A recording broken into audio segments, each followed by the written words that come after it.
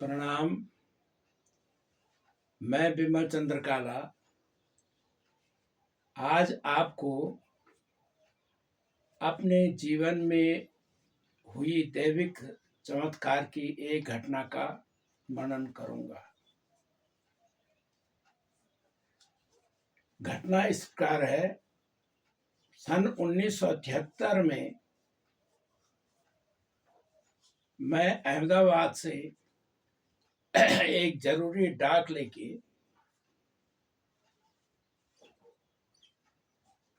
गया। मुझे नमक नगर जाना था क्योंकि वहां पर मेरी यूनिट युद्धाभ्यास में सम्मिलित हो रखी थी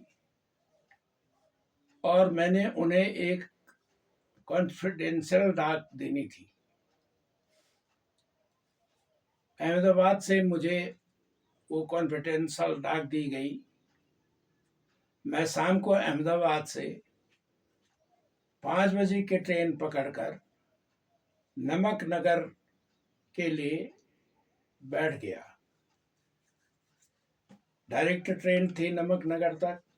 उस डिब्बे में बैठा।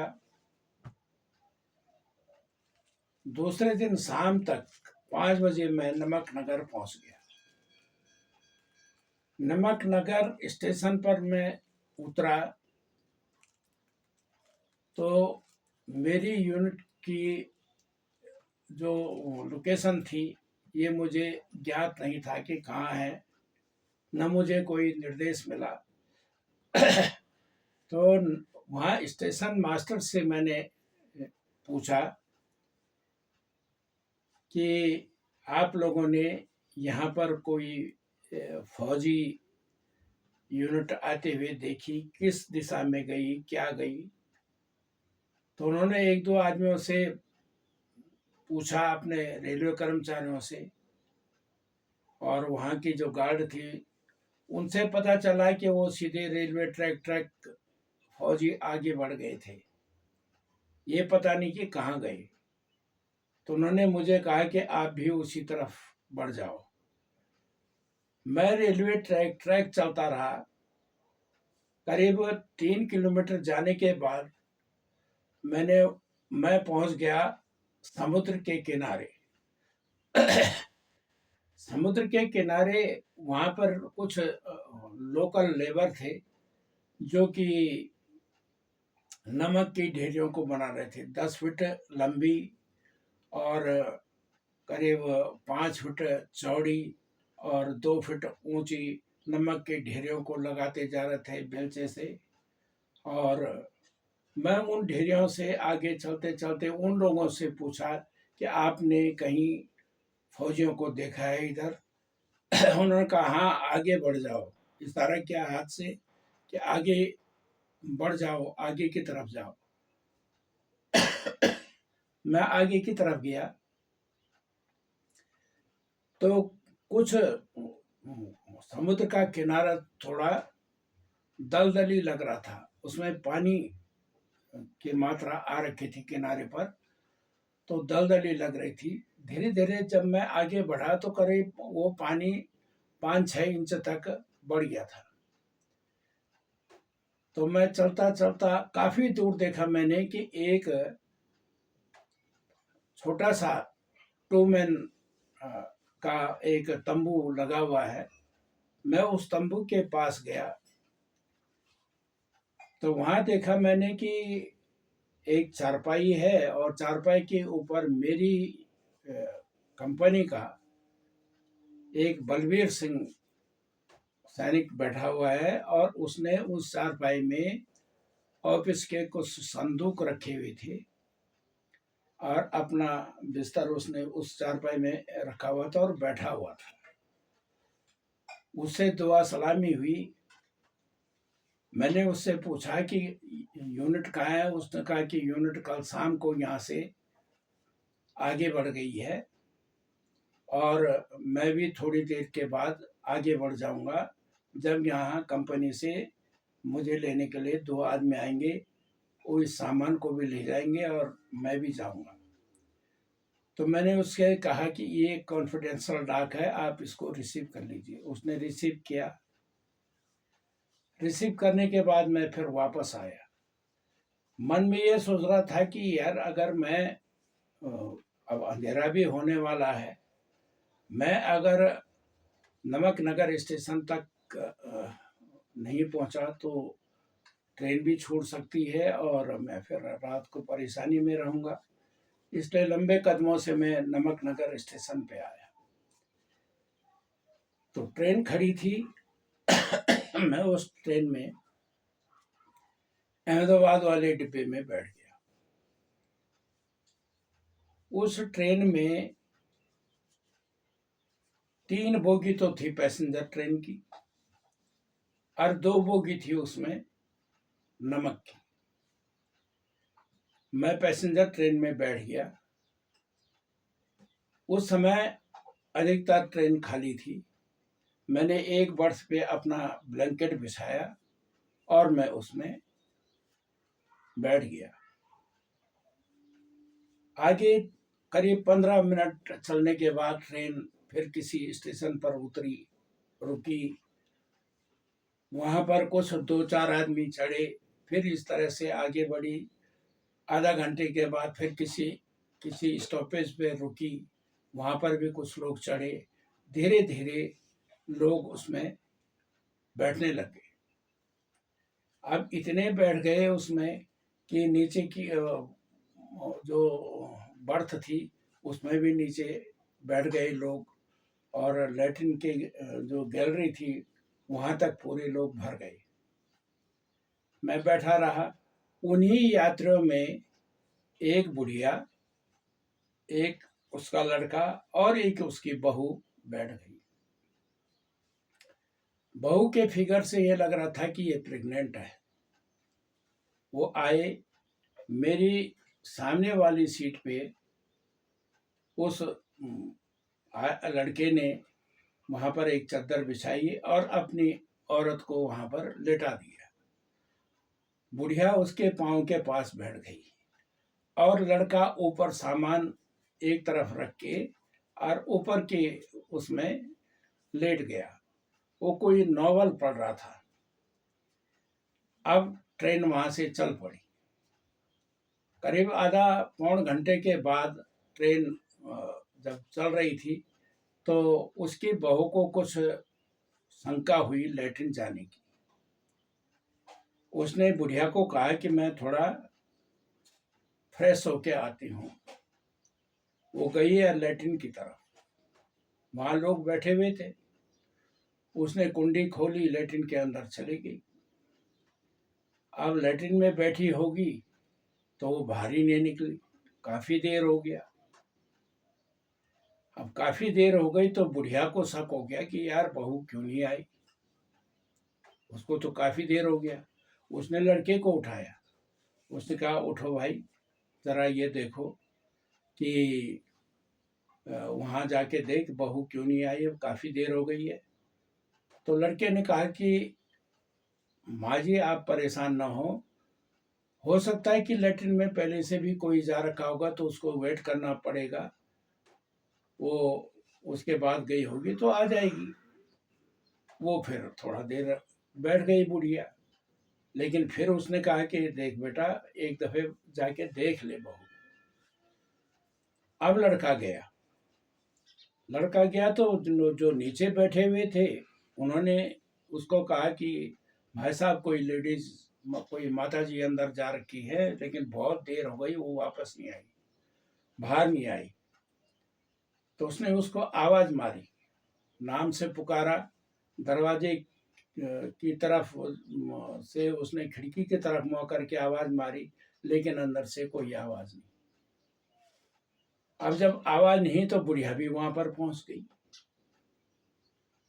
अब ये हो गया कि भाई अंदर कोई पहले से था तो नहीं, क्योंकि अगर कोई चोर उचक के अगर लैट्रिन के अंदर छुप के अपने दरवाजे के साइड में खड़े हो जाते हैं तो हो सकता है कि लड़की के कानों में जो झुमके थे, चेन गले में थी और कड़े थे सोने के, अंगूठी थी, तो कहीं उसने उसको जो है मारा ना हो और उसको लूटने के चक्कर में हो कि भाई जैसे ट्रेन रुकेगी मैं दरवाजा खोल के भाग जाऊंगा। अब ये चर्चा जब होने लग गई वहां पर तो सब घबरा गए।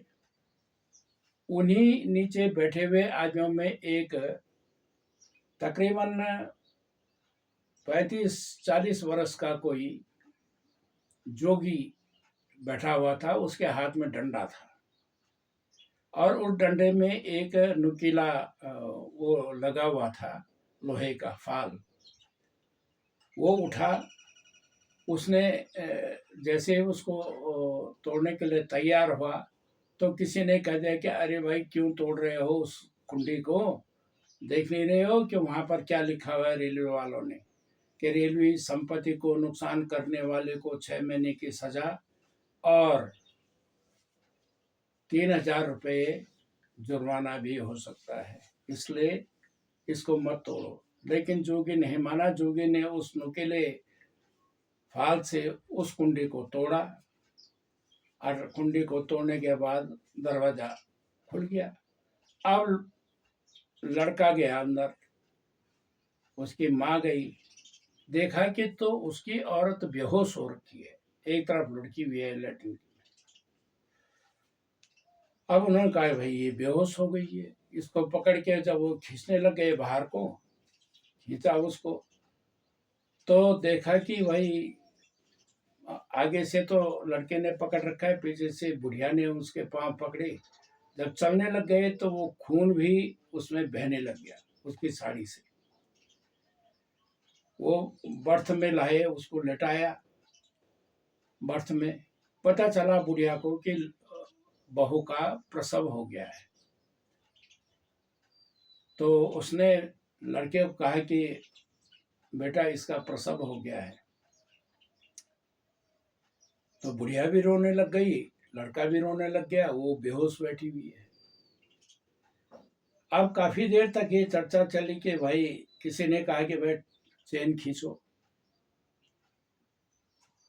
तो किसी ने कह दिया कि यार चेन क्यों खींचोगे, हमने तो आगे की ट्रेन पकड़नी है, हम टाइम पे आगे मारवाड़ में नहीं पहुंचेंगे तो हम आगे की ट्रेन कैसे पकड़ेंगे।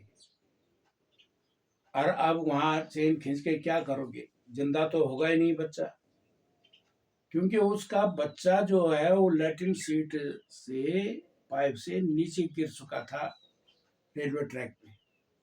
और रेलवे ट्रैक पे तो बड़े बड़े पत्थर होते हैं, नुकीले पत्थर होते हैं। तो उसने कहा तो बचेगा नहीं, तो ये चेन खींच के क्या करेंगे आप। तो किसी ने, बुजुर्ग ने कह दिया कि अरे भाई आखिरी में इंसान का बच्चा है, एक तसल्ली हो जाएगी कि हाँ हमने उसको देख लिया था और दफन कर दिया। इतने में वही जोगी उठा जिसने वो लैट्रिन की दरवाजा तोड़ा था और उसने उस चेन को खींच दिया। चेन खींची, ट्रेन रुकी, गार्ड आए। गार्ड ने कहा कि हाँ भाई किसने खींची ट्रेन चेन के, क्या बात है। तो उन्होंने कहा कि साहब ऐसी ऐसी बात है।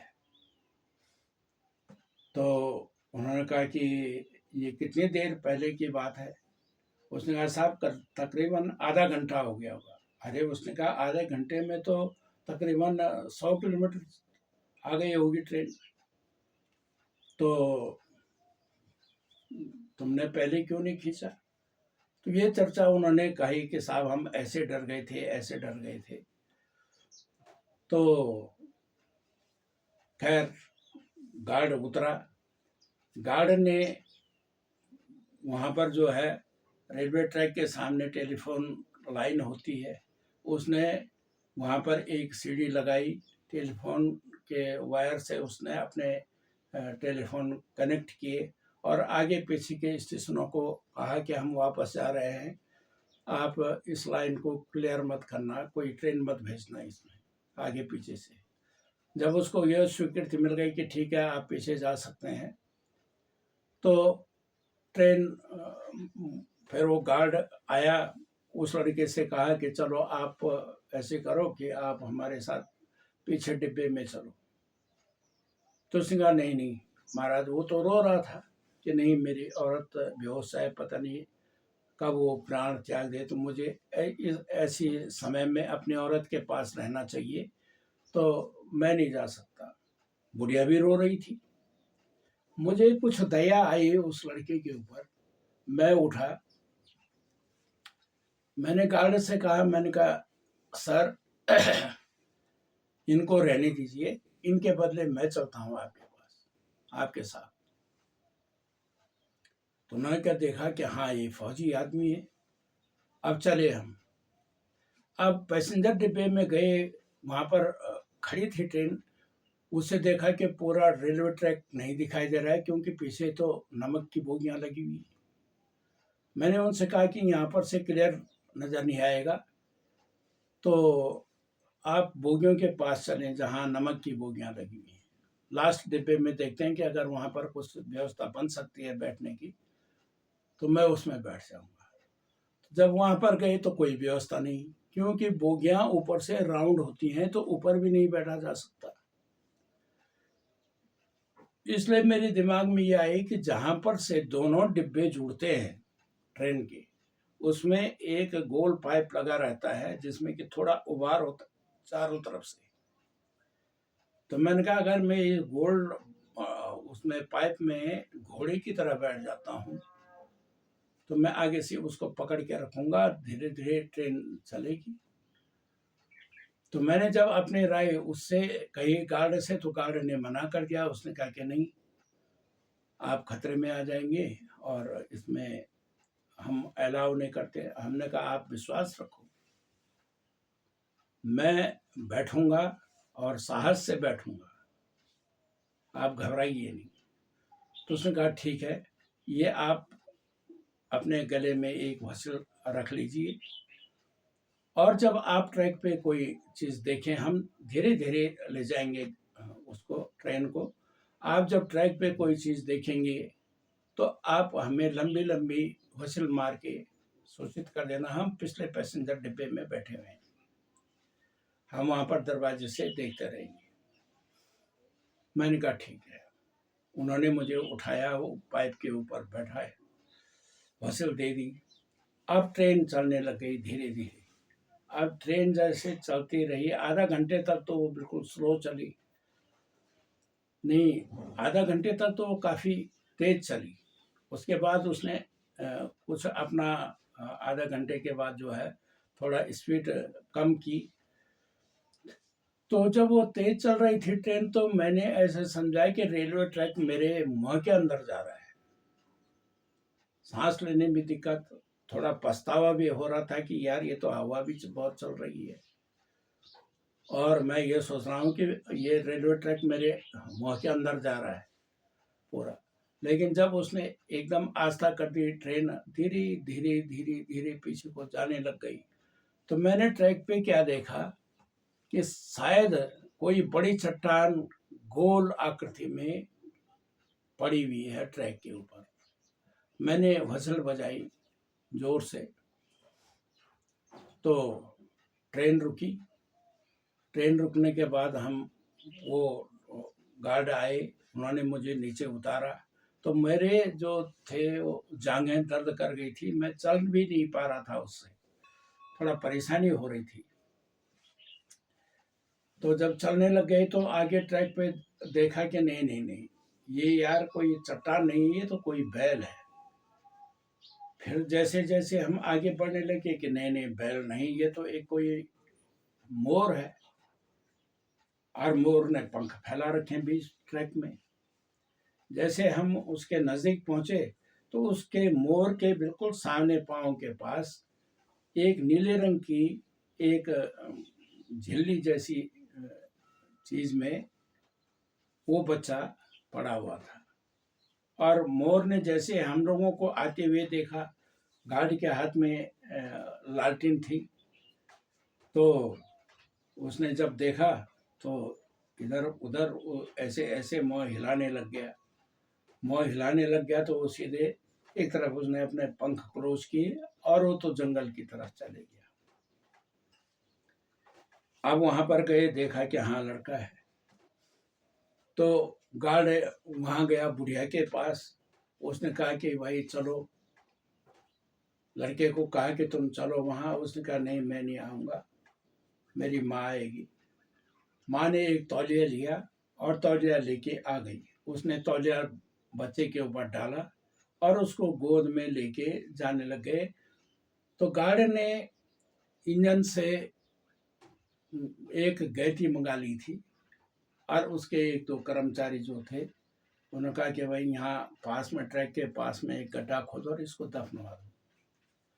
अब गड्ढा खोदा जा रहा था वहां पर। बुढ़िया के हाथ में बच्चा था। इतने में जैसे उसने कहा कि माता जी अब गड्ढा खुद गया, इसमें दफना दीजिए आप, हम मिट्टी ऊपर से डाल देंगे। इतने में बच्चा रो पड़ा। अरे उसने कहा बच्चा तो जिंदा है। ठीक, अब जिंदा है तो उसको लेके, वो बच्चा तो रो रहा था, उस बच्चे को लेकर ट्रेन में आ गए। ट्रेन में आए तो सारे डिब्बों में ये खबर फैल गई, 3 के 3 पैसेंजर डिब्बों में, कि लड़का जिंदा है। अब जब डिब्बे में पहुंचे तो वहां पर क्या था कि एक उस ट्रेन के डिब्बे में एक डॉक्टर बंगाली जो आर्मी के थे, वो सफ़र कर रहे थे। तो वो, उन्होंने उस औरत को शायद एग्जामिन किया और शायद उनके पास कोई दवा इंजेक्शन थी, उनको दिया। उसने कहा कि आधा घंटे में ये इनको होश आ जाएगा, आप चिंता न करें। तो जब वो लड़का लेके वहाँ गए तो उसने फिर लड़के का भी एग्जामिन किया। उसने तौलिए से उस झिल्ली को पूरा साफ किया डॉक्टर ने, और खड़े होके उसने कहा कि हे सर्वशक्तिमान, तेरी बहुत बड़ी कृपा है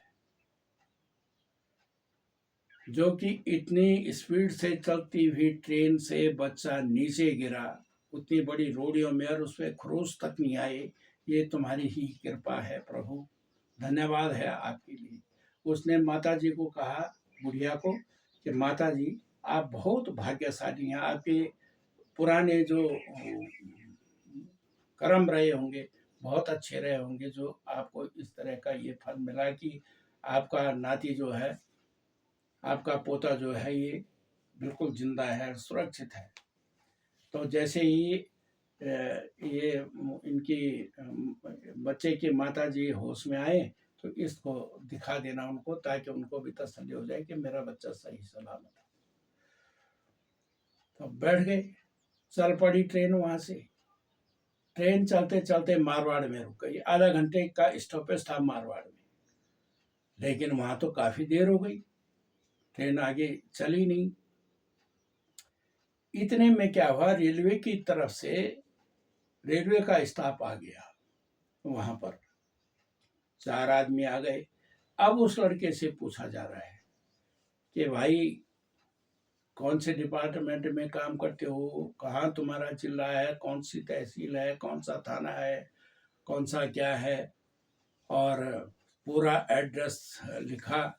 और उन्होंने ये वायदा किया कि ये बच्चा जो है, रेलवे की तरफ से इसका माने शिक्षा दीक्षा, खान पान की व्यवस्था पूरे रेलवे की तरफ से होगी, क्योंकि ये एक आश्चर्यजनक घटना है और ये रेलवे में ही पैदा हुआ है, इसलिए रेलवे इसका पूरा भरण पोषण की जिम्मेवारी लेता है। इसलिए हम इस डॉक्यूमेंट को ले जा रहे हैं। और उसके बाद थोड़ी देर बाद रेलवे की तरफ से कुछ कर्मचारी आए और वो हर पैसेंजर को आधा आधा किलो का मिठाई का डब्बा बांटते रहे। पता चला कि रात को रेलवे वालों ने जो मारवाड़ स्टेशन के नज़दीक जो बाजार था, उसके हलवाइयों की दुकान खुलवाई, मिठाइयों की दुकान खुलवाई। रात को अनाउंसमेंट हुआ और वहाँ से मिठाइयों के पैक लेके वो ट्रेन में आ गए। ट्रेन में सबको मिठाई खिलाई उन्होंने रेलवे की तरफ से। ये खुशी हुई कि बच्चा जिंदा है। अब वहाँ से हम चल पड़े।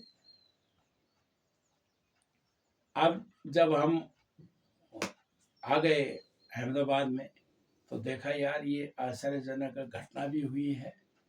तो ऐसी मानव जीवन की एक एवं प्रकृति जगत में कई बार विचित्र घटनाएं इस प्रकार घट जाती हैं। सामान्य जन इन्हें चमत्कार, दैवी प्रयास या भाग्य कहकर संतुष्ट हो जाते हैं। इस तरह की चमत्कार की घटनाएं जब घटती है तो यही लगता है कि मृतलोक में भी यदा कदा दैविक शक्तियां किसी न किसी रूप में आकर प्राणी मात्र पर कृपा कर सहायता बरसाती है। धन्यवाद।